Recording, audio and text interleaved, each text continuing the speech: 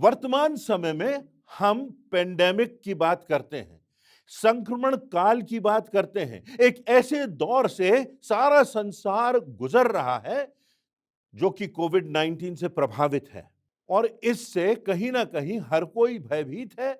इस व्याधि से बहुत से लोग प्रभावित हुए हैं। कितने हमारे प्रिय लोग थे जिनकी जान असमय चली गई। कितने हमारे लोग थे जिन्होंने इससे संघर्ष किया और अभी भी संघर्ष कर रहे हैं और कितने हमारे लोग थे जो आज परमेश्वर का धन्यवाद करते हैं कि वो इस व्याधि से उबर सके, इस व्याधि पर विजय प्राप्त कर सके। परंतु इससे भी बड़ी एक समस्या से हम गुजर रहे हैं जिसका कि शायद हम एहसास नहीं करते, जिसकी कि शायद उतनी चर्चा नहीं होती और वो बात डिप्रेशन की है। हिंदी भाषा में यदि मैं कहूं तो वो बात एक गहन निराशा की है और गहन निराशा का जो शब्द है या अर्थ है वो शायद उतना अधिक अर्थ नहीं रखता। यदि मैं डिप्रेशन कहूं तो शायद आप इस बात को और भी अधिकाई से समझेंगे। हिंदी की डिक्शनरी में इसको गहन निराशा, घोर निराशा, किसी को सदमा बैठ जाने की बात तक कही गई है। परंतु पिछले वर्ष के दौरान ये डिप्रेशन की समस्या सारे संसार में 3 गुनी ज्यादा बढ़ गई है और सच बात तो यह है कि आज संसार के 50% से अधिक लोग इससे ग्रसित हैं। इसका अर्थ यह है कि जब हम कहीं 2 लोगों को देखते हैं या हम मित्रों के साथ बैठते हैं तो उनमें कोई ना कोई डिप्रेशन से गुजर रहा है। हम जो पुरुष हैं खासकर, हमें इस बात को स्वीकार करना थोड़ा सा कठिन होता है कि हम इस डिप्रेशन के दौर से गुजर रहे हैं। जो निराश होने की बात है वो जीवन में एक सामान्य से अनुभव की बात है। हम जिंदगी में निराश होते हैं, हर दिन हम निराश होते हैं। कभी लोगों से निराश होते हैं, कभी अपने आप से निराश होते हैं, कभी परिस्थितियों से निराश होते हैं, कभी अपने मित्रों से निराश होते हैं, कभी परिवारजनों से, कभी किसी डॉक्टर से। ये निराश हो जाना कोई बड़ी आश्चर्यजनक बात नहीं है, यह जीवन का अंग है और इससे हम निरंतर गुजरते हैं क्योंकि हम एक ऐसे संसार में रहते हैं जो कि शापित संसार है, जहां शैतान का अंधकार व्याप्त है। परंतु जब डिप्रेशन की बात की जाती है, जब गहन निराशा की बात की जाती है, तो ये एक उससे भी ज्यादा गंभीर और जटिल विषय है।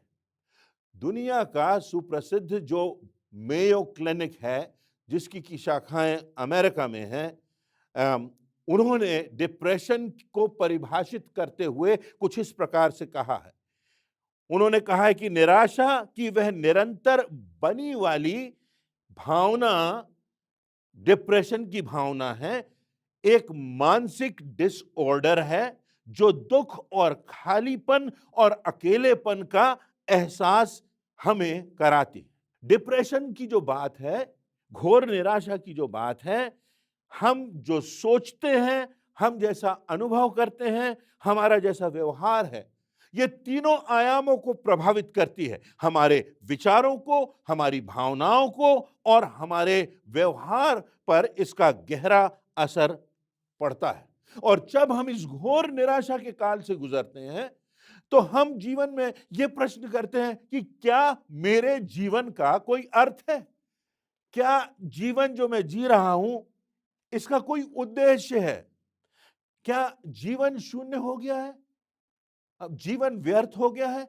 और इन सब बातों को अधिकता से हम महसूस करने लगते हैं और ऐसा लगता है कि जिस परिस्थिति में अब हम आ गए हैं, इस परिस्थिति से, इस गहन अंधकार से, इस अकेलेपन से हम निकल नहीं पाएंगे और एक मन में भय का वातावरण यह स्थिति पैदा कर देती है। बाइबल में भजन संहिता की पुस्तक है, इसमें 150 अध्याय हैं, 150 भजन हैं और 150 प्रार्थनाएं भी हैं और इसका जो लेखक है वो राजा दाऊद है।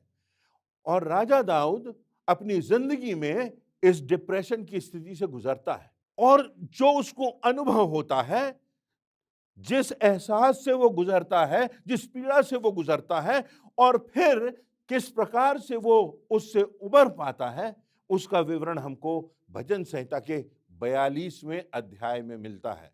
यदि आपके पास बाइबल्स हो तो आप देख सकते हैं भजन संहिता उसका 42वां अध्याय। जो टीकाकार हैं, इतिहासकार हैं, व्याख्याकार हैं, उनका मानना है कि दाऊद ने यह भजन बहुत कठिन परिस्थिति में लिखा। दाऊद ने यह भजन तब लिखा जब उसका तीसरा बेटा अबशालोम अपने पिता को समाप्त कर देने और उसकी राजगद्दी पर बैठ जाने की योजना बना रहा था, उसका प्रयास कर रहा था। हम और आप कल्पना कर सकते हैं क्या कि हमारा ही बेटा हमको मारने के लिए तैयार हो जाए कि उसको हमारा अधिकार प्राप्त हो जाए? बच्चों से निराशा होती है, बच्चों से पीड़ा होती है। बच्चे कभी कभी हमारी इच्छा के अनुसार, माता पिता के इच्छा के अनुसार निर्णय नहीं करते, परंतु पिता के खिलाफ एक भयानक षड्यंत्र रच लेना, पिता की जान को, उसके प्राणों के पीछे पड़ जाना, उसके अस्तित्व को समाप्त करके उसकी राजगद्दी पर बैठ जाना, एक विद्रोह कर देना एक बेटे के द्वारा, किसी पिता को यह बात सहना बहुत कठिन होता है। और जब दाऊद इन परिस्थितियों से गुजर रहा था, तब उसने भजन संहिता के 42वें अध्याय को लिखा। हम कल्पना भी नहीं कर सकते कि उसके दिल की क्या स्थिति होगी, उसके हृदय में कैसे भाव होंगे, किस मानसिक यंत्रणा से दाऊद गुजर रहा होगा, उसकी भावनाओं पर, उसकी मानसिकता पर क्या असर पड़ रहा होगा। और यहां पर जो वो अनुभव व्यक्त करता है 42वें अध्याय में, उसके दो कारण हैं। पहला कारण ये कि वो अपना हृदय का सारा बोझ व्यक्त कर देता है परमेश्वर के सामने, मानो परमेश्वर के आगोश में आकर वो आंसू बहाता है और एक स्वर्गीय पिता से लिपटकर, एक स्वर्गीय पिता के आगोश में आकर वो रोता है और अपनी व्यथा उसके सामने प्रकट करता है। दूसरी बात, जो प्रमुख बात है जिसके कारण यह लिखा गया, वो मेरी और आपकी शिक्षा के लिए लिखा गया। लोगों ने फिर बाद में इसको गीत बना लिया, परंतु हमारी शिक्षा के लिए कि जब मैं और आप निराशा से जाएं, जब मैं और आप डिप्रेशन से जाएं, तो हम कैसे उस मानसिक स्थिति से, उस निराशा से मुक्त हो सकेंगे, हम मानसिक चंगाई प्राप्त कर सकेंगे और एक अंधकार से उजाले की स्थिति में, एक घोर निराशा से आशा की स्थिति में हम पहुंच सकेंगे। भजन संहिता उसका 42वां अध्याय और उसकी पहली और दूसरी आयतों में लिखा है, जैसे हिरनी नदी के जल के लिए हाँफती है, वैसे ही है परमेश्वर, मैं तेरे लिए हाँफता हूं। जीवते ईश्वर परमेश्वर का मैं प्यासा हूं। इसका कई बार हम गलत इंटरप्रिटेशन करते हैं, परंतु वो एक ऐसी दशा में है, वो व्यक्त कर रहा है जैसे एक हिरनी है, वो प्यासी है, वो थक गई है और वो इतनी प्यासी हो गई है कि वो हाँफ रही है और उसको जल नहीं मिल रहा। वो अतृप्ति की दशा में है, वो पीड़ा की दिशा में है, उसको परमेश्वर की प्यास है, उसको परमेश्वर की गहन आवश्यकता है। उस बात को व्यक्त वो करता है कि मैं तेरे लिए प्यासा हूं, मैं तेरे लिए इतना प्यासा हूं कि हाँफ रहा हूं कि जैसे हिरणी को पानी नहीं मिलता, वैसे ऐसा लगता है कि तू उपस्थित ही नहीं है, ऐसा लगता है कि कोई सुनने वाला नहीं है। मैं ऐसी स्थिति में पहुंच गया हूं जहां मुझे लगता है कि कोई मदद करने वाला नहीं है, कोई दरवाजा खोलने वाला नहीं है, अंधकार है, शून्यता है, अकेलापन है। और इसलिए जैसे हिरनी जल के लिए हाँफती है, वैसे परमेश्वर मैं तेरा प्यासा हूं, मैं तेरे लिए हाँफ रहा हूं। और वो अपनी पीड़ा को व्यक्त करता है।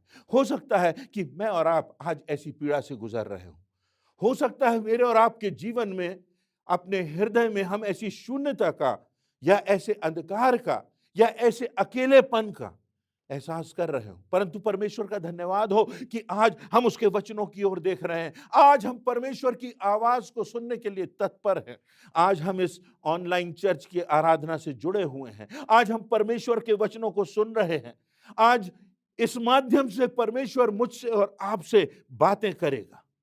संभव है, मेरी प्रार्थना है कि आप और मैं उसकी आवाज को सुन सके और इस निराशा के, इस डिप्रेशन के अंधकार से उजाले को देख सके। भजन संहिता उसका 42वां अध्याय उसकी 3 और 4 आयतों में वो लिखता है, मेरे आंसू दिन और रात मेरा आहार हुए हैं और लोग दिन भर मुझसे कहते रहते हैं, तेरा परमेश्वर कहाँ है? मैं भीड़ के संग जाया करता था, मैं जय जयकार और धन्यवाद के साथ उत्सव करने वाले भीड़ के बीच में परमेश्वर के भवन में जाया करता था। यह स्मरण करके मेरा प्राण शोकित हो जाता है। वो कहता है, मेरे आंसू नहीं रुक रहे हैं। आपने अनुभव किया, छोटी छोटी बातों पर हम पीड़ित हो जाते हैं, छोटी बातें बड़ी बन जाती हैं, हमारे आंसू बहने लगते हैं और तब हम स्मरण करते हैं उन दिनों को कि एक समय था जब हम मजबूत थे, एक समय था जब हम परमेश्वर का धन्यवाद करते थे, एक समय था जब हम इतने कमजोर नहीं थे, एक समय था जब हम उत्सव के माहौल में उन्माद के साथ जाया करते थे, परमेश्वर की महिमा किया करते थे। पर अब ऐसा लगता है कि ये संभव नहीं है। ऐसा लगता है कि दिल इतना टूट गया है, प्यास इतनी बढ़ गई है, परमेश्वर की अनुपस्थिति का इतना एहसास हो रहा है कि शायद अब सामान्य स्थिति में मैं नहीं लौट सकूंगा।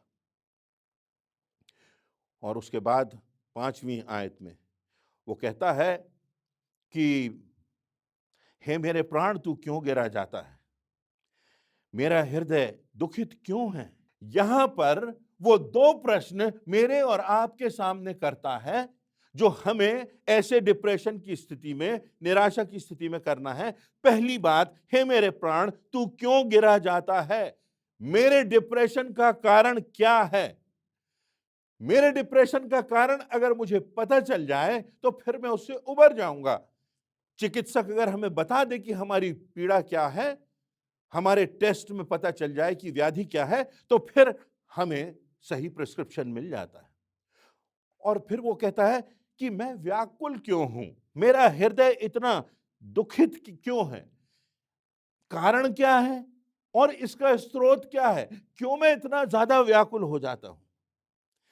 समस्या ये होती है कि यदि हम डिप्रेशन का वास्तविक कारण ना समझें, ना ढूंढें, तो हम गलत दिशा में चले जाते। हम डिप्रेस हुए, हम निराश हुए और हमने सोचा कि नशा करने लगे, हमने सोचा शराब पीने लगे, गम गलत हो जाएंगे, हम गमों को भूल जाएंगे। हम ड्रग्स में इसका उत्तर ढूंढते हैं, हम गलत संगति में इसका उत्तर ढूंढते हैं, हम अश्लील मूवीज में इसका उत्तर ढूंढते हैं, हम गलत परंपराओं में इसका उत्तर ढूंढते हैं। परंतु यदि हमको इसका सही कारण नहीं मालूम हो, अगर हम स्वयं इसका सही कारण ना ढूंढ सकें, तो हम गलत दिशा में जा सकते हैं, अपनी जिंदगी को, अपने परिवार को, अपने से जुड़े हुए लोगों को तबाही की ओर ले जा सकते हैं और सबसे बड़ी बात, अपनी आत्मा के विनाश का कारण बन जाते हैं। आइए बहुत शीघ्रता से हम देखते हैं कि डिप्रेशन के कारण क्या है। डिप्रेशन के 4 कारण भजन संहिता 42 में हमको मिलते हैं। पहली बात, डिप्रेशन हमारी शारीरिक पीड़ा का परिणाम हो सकता है। फिर से मैं कहता हूं, डिप्रेशन हमारी शारीरिक पीड़ा का परिणाम हो सकता है। 42वें अध्याय की 3 आयत में लिखा हुआ, मेरे आंसू दिन और रात मेरा आहार हुए हैं। ना दिन को चैन है, ना रात को चैन है, नींद नहीं आती, भोजन नहीं किया जाता, परंतु क्या हो गया है, ये आंसू ही मेरा आहार बन गए हैं। इन आंसुओं को पीता रहता हूं, इन आंसुओं को बहाता रहता हूं। मेरा हृदय इतना व्यथित है। और अक्सर जब हमें डिप्रेशन होता है तो उसका कारण यह भी होता है कि शारीरिक बात हो, हमें नींद नहीं आती, हमारी नींद पूरी नहीं होती, हमने भोजन नहीं किया, भोजन करना हमने छोड़ दिया।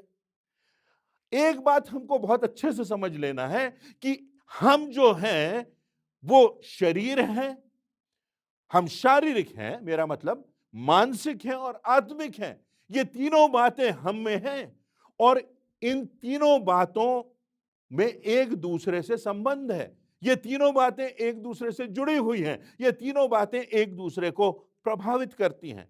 अगर शरीर में पीड़ा हो तो उसका असर हमारे मानस पटल पर भी पड़ता है और उसका असर हमारी आत्मिक स्थिति पर भी पड़ सकता है। पहला राजा उसके 18वें अध्याय में इसका वर्णन है। एलिय्याह नबी, जो कि बहुत महान नबी था और उसने बाल देवता के झूठे उपासकों को, जो सच्चे परमेश्वर की आराधना नहीं करते थे, जो सृष्टिकर्ता की आराधना नहीं करते थे, परंतु सृष्टिकर्ता से बढ़कर सृष्टि को प्रमुख समझते थे, उनको चुनौती देते हुए एलिय्याह उनके साथ मानो एक प्रकार से युद्ध सा करता है। एक मानो ऐसा लगता है जैसे प्रतियोगिता होती है कि कौन सच्चा है, और तब परमेश्वर की सच्चाई आश्चर्यजनक ढंग से प्रकट होती है और एलिय्याह की विजय होती है और बाल देवता के सारे नबी थे वो पराजित हो जाते हैं। एक बड़ी विजय उसको मिलती है, एक बड़ी गवाही उसके द्वारा होती है। परमेश्वर का एक महान आश्चर्य कर्म एलिय्याह के द्वारा होता है। परंतु उसके बाद की घटना है कि एक रानी जिसका नाम इजबेल था, वो एलिय्याह भविष्यवक्ता को खबर भिजाती है कि मैं तेरा प्राण ले लूंगी और 24 घंटे के अंदर मैं तुझे मरवा डालूंगी। और तब एलिय्याह वहां से भागता है और तब कुछ समय के बाद वो इतना थक जाता है दौड़कर कि एक बियाबान में वो जाकर के सो जाता है। और पहला राजा उसके 19वें अध्याय की 5वीं से 7वीं आयतों में वर्णन है कि परमेश्वर का एक दूत उसके पास आता है और सबसे पहली बात जो वो एलिय्याह से कहता है, वो उससे कहता है कि उठ और भोजन कर। और तब वो उसे भोजन कराता है और उसे पानी पिलाता है। कितना अच्छा वर्णन यहां पे किया गया है। उसकी शारीरिक पीड़ा को, उसकी जो शारीरिक भूख है, जो उसने भोजन नहीं किया है, उसको पहले वो दूर करता है, शारीरिक पीड़ा को दूर करता है। हमारी जिंदगी में जब निराशा आती है तो हमारा सब कुछ मानो बिखर जाता है। जो हमारे जिंदगी का अनुशासन होना चाहिए वो टूट जाता है और अनुशासनहीनता की स्थिति में हम आ जाते हैं। मेरे एक परिचित का बेटा था, उसको चक्कर आते थे, थोड़ी थोड़े समय में उसको कभी भी चक्कर आने लगते थे और वो उससे परेशान था। वो डॉक्टर्स के पास जाता है, उसके विभिन्न टेस्ट होते हैं और युवा अवस्था में एक दिन इस समस्या से त्रस्त होकर के, शारीरिक समस्या से त्रस्त होकर के वो अपने जीवन को समाप्त कर लेता है। हमें अपने शरीर का, अपने शारीरिक अनुशासन का ध्यान रखना है। यहां पर यदि हम देखें पहला कुरिन्थियों उसका 3रा अध्याय उसकी 16वीं और 17वीं आयतों में लिखा है, क्या तुम नहीं जानते कि तुम परमेश्वर का मंदिर हो और परमेश्वर का आत्मा तुम में वास करता है। यदि कोई परमेश्वर के मंदिर को नाश करेगा तो परमेश्वर उसे नाश करेगा, क्योंकि परमेश्वर का मंदिर पवित्र है और वह तुम हो, तुम्हारी देह है। परमेश्वर मनुष्यों के द्वारा बनाए गए भवनों में नहीं रहता, परंतु तुम्हारी देह में, तुम्हारे शरीर में निवास करता है। और इसलिए तुम्हें अपने शरीर का ध्यान रखना है, शारीरिक अनुशासन का ध्यान रखना है, तुम्हें अपनी नींद का ध्यान रखना है, तुम्हें अपनी भूख और प्यास का ध्यान रखना है, तुमको अनुशासित जीवन जीना है। तो कभी कभी हमारी जिंदगी का अनुशासन बिगड़ जाए, हम लापरवाह हो जाएं, दुख के कारण, पीड़ा के कारण सब कुछ अस्त व्यस्त हो जाए, वो खतरनाक बात होती है। तो शारीरिक पीड़ा डिप्रेशन का कारण है। दूसरी बात, भावनात्मक समस्या भी डिप्रेशन की वजह हो सकती है। भजन संहिता उसका 42वां अध्याय उसकी 9वीं आयत में लिखा है, हे ईश्वर, और आगे वो कहता है, तू मुझे क्यों भूल गया है? क्या परमेश्वर दाऊद को भूल गया था? नहीं, परंतु वो सच्चाई से अपने मन की भावना को परमेश्वर के सामने, अपने पिता के सामने आंसुओं के साथ प्रकट करता है और वो कहता है, मुझे ऐसा लगता है जैसे तू अनुपस्थित है, तू मुझे भूल गया है, तूने मुझसे मुंह फेर लिया है। हमारे साथ भी ऐसा ही होता है। हमको लगता है कि कभी हमारी प्रार्थनाएं नहीं सुनी गई, कभी परमेश्वर ने हमसे मुंह मोड़ लिया, ऐसा लगता है परमेश्वर अनुपस्थित है। आवश्यकता है कि हम परमेश्वर के सामने आएं और अपने दिल की व्यथा उसके सामने रखें, आंसुओं के साथ प्रार्थना करें और जो भावनाएं उमड़ रही हैं, जो हमें पीड़ा दे रही हैं, उन भावनाओं को परमेश्वर के सामने व्यक्त करें।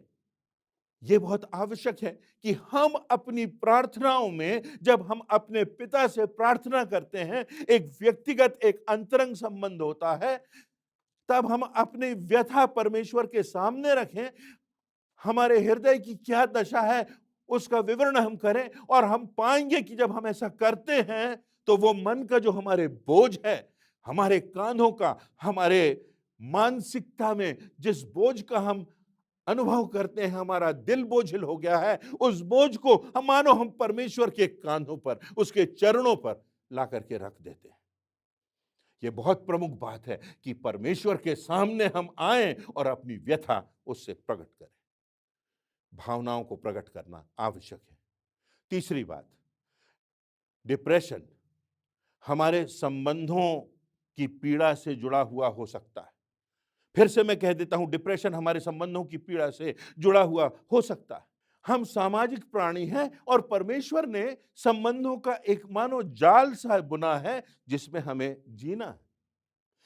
हमें परमेश्वर ने अपनी समानता में बनाया है और परमेश्वर कौन है? वो कहता आओ हम ऐसा करें, क्योंकि परमेश्वर जो है वो पिता, पुत्र और पवित्र आत्मा है। हम त्रिएकत्व परमेश्वर को मानते हैं, जानते हैं। पिता परमेश्वर, पुत्र परमेश्वर, पवित्र आत्मा परमेश्वर। और परमेश्वर ने हमें अपनी समानता में बनाया है। हम मैं नहीं पर हम हैं, और इसलिए आवश्यकता है कि हमारा संबंध एक दूसरे के साथ रहे। कलीसिया, जिसको प्रभु यीशु मसीह की देह कहा गया है, लिखा हुआ है कि देह तो एक है पर उसके अंग जो हैं वो भिन्न भिन्न है। परमेश्वर ने हर एक को एक विभिन्न कार्य दिया है, एक विभिन्न जिम्मेदारी दी है, पर शरीर के अंगों में सामंजस्यता होना चाहिए, एक कोऑपरेशन होना चाहिए, एक समायोजन होना चाहिए, एक कोऑर्डिनेशन होना चाहिए। और इसलिए संगति की बात कही गई है बाइबल में बार बार। कलीसिया की, विश्वासियों की संगति में, प्रार्थना करने में, शेयर करने में, एक दूसरे की परवाह करने में, एक दूसरे की पीड़ा में, एक दूसरे के सुख में हमको जुड़ना है, एक दूसरे की केयर करना है, एक दूसरे का भार हमको उठाना है, एक दूसरे की सहायता हमको करना है, एक दूसरे को क्षमा हमें करना है, एक दूसरे के साथ हमें प्रेम से रहना है। गलातियों की पुस्तक उसके 6वें अध्याय के दूसरे पद में लिखा गया है, तुम एक दूसरे के भार उठाओ और इस प्रकार मसीह की व्यवस्था को पूरा करो। प्रेरितों के काम उसके दूसरे अध्याय की 42वीं आयत में, जहां प्रारंभिक कलीसिया का वर्णन है, वहां लिखा है, और वे प्रेरितों से शिक्षा पाने में, जब कोई शिक्षा दे रहा है हम जुड़े हैं, संगति रखने में हम संगति रख रहे हैं, रोटी तोड़ने में और प्रार्थना करने में लौलीन रहे। और वो घर घर जाते थे, एक दूसरे से मिलते थे, एक दूसरे के साथ प्रार्थना करते थे, एक दूसरे की मदद करते थे। ये संगति, ये एक देह है और इसमें सक्रिय रहना, एक दूसरे से जुड़े रहना, ये बहुत आवश्यक होता है। और इसलिए जब हमारे संबंध सही नहीं होते तो ये हमें गहन निराशा की ओर, डिप्रेशन की ओर ले जाता है। चौथी और अंतिम बात, डिप्रेशन जो है वो मानसिक समस्या की वजह से भी हो सकता है। हमारी मानसिकता से जुड़ी हुई कोई समस्या से भी हो सकता है हमको डिप्रेशन। अगर हमारी जिंदगी में हमारा नजरिया जो है वो नकारात्मक है, हमारा ध्यान नकारात्मक बातों पर जाता है, हमारे जीवन में नकारात्मक लोग और नकारात्मक परिस्थितियां प्रमुख हो जाती हैं, और इसलिए हमारा सारा सोच मानो कि जैसे कि गाड़ी में एक रिवर्स गियर होता है, गाड़ी पीछे जाने लगती है और दुर्घटना हो जाती है। हमको आगे बढ़ना है, हमको आगे बढ़ना है। बार बार प्रभु यीशु मसीह ने कहा कि हमको चलते जाना है, हमको बढ़ते जाना है। हमारी जिंदगी में चाहे कैसी भी परिस्थिति आए, और हम देखेंगे कि प्रभु यीशु मसीह की जिंदगी में कैसी भी परिस्थिति आई, चाहे उसकी जिंदगी में उसको विरोध का सामना करना पड़ा, उसकी जिंदगी में अपनों से विश्वासघात उसको हुआ, उसकी जिंदगी में कैसी भी उसको शारीरिक, मानसिक और आत्मिक पीड़ा आई, परंतु वो बढ़ता गया, यहां तक कि क्रूस और उसकी मृत्यु भी उसकी यात्रा को रोक नहीं पाए। उस अनंत की यात्रा को, उस मृत्यु को परास्त कर देने के युद्ध में वो आगे बढ़ता गया और उसने मृत्यु पर विजय प्राप्त कर ली। और इसलिए हमारा जो चिंतन है वो सकारात्मक होना चाहिए। और इसीलिए फिलिपियों की पुस्तक में पौलुस लिखता है कि उन बातों पर ध्यान लगाओ जो बातें उचित हैं, जो बातें मनभावनी हैं, जो बातें सुहावनी हैं, जो सद्गुण और प्रशंसा की बातें हैं, उनकी तरफ ध्यान लगाया करो। नकारात्मकता तो आएगी, विषमता तो आएगी, अनापेक्षित तो आएगा, निराश करने वाले लोग तो आएंगे, जटिल परिस्थितियां तो आएंगी, पर तुम्हें ध्यान सकारात्मकता की ओर लगाना है, क्योंकि प्रभु यीशु मसीह ने सारी सकारात्मकता के विरोध से होकर के गुजरते हुए मृत्यु पर विजय प्राप्त की है, मेरे और आपके लिए। भजन संहिता उसका 42वां अध्याय उसकी 10वीं आयत में दाऊद लिखता है, मेरे सताने वाले जो मेरी निंदा करते हैं, मानो उससे मेरी हड्डियां चूर चूर हो जाती हैं, मानो कटार से छिद जाती हैं, क्योंकि वे दिन भर मुझसे कहते हैं, तेरा परमेश्वर कहाँ है, तेरा परमेश्वर कहाँ है।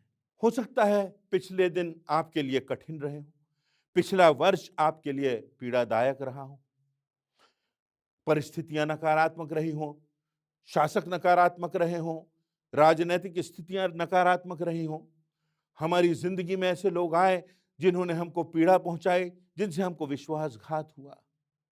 परंतु जो बात है वो ये है, निष्कर्ष की बात जो दाऊद अपने 42वें अध्याय की 11वीं आयत में कहता है, जिसका अनुभव वो करता है, सारी बातों से गुजरने के बाद, अपनी व्यथा को व्यक्त करने के बाद, अपने आंसुओं को बहाने के बाद, अपनी भावनाओं को प्रकट करने के बाद, अपने दर्द का इजहार करने के बाद, अपने टूटे हुए स्वप्नों को परमेश्वर के सामने रखने के बाद, जो अंतिम बात उसको अनुभव होती है जब वो परमेश्वर की ओर देखता है और उससे अपनी वेदना जो है कह देता है, अपनी जिंदगी का दर्द उसके सामने मानो बिछा देता है, तब जो बात उसके सामने आती है वो ये, परमेश्वर पर भरोसा रख, वह तेरा उद्धार है, मेरा परमेश्वर जीवता है, मैं फिर उसका धन्यवाद करूंगा।